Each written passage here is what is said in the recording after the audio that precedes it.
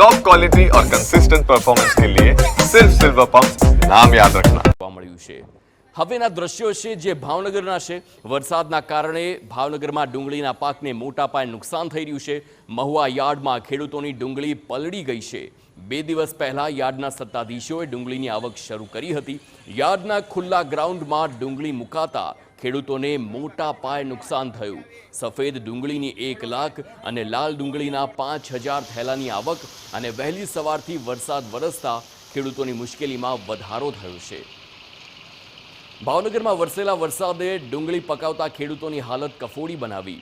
મહુવા યાર્ડમાં મોટા પ્રમાણમાં ડુંગળી પલળતા ખેડૂતોને રાતા પાણીએ રોવાનો વારો આવ્યો। માર્કેટિંગ યાર્ડમાં હરાજી દરમિયાન ખેડૂતોની ડુંગળીના 1 મણના ભાવ બોલાતા હોય છે, પરંતુ હાલ વરસાદના કારણે કોઈ પણ માપદંડ વગર ખેડૂતોની ડુંગળી મફતના ભાવે વેચાઈ રહી છે।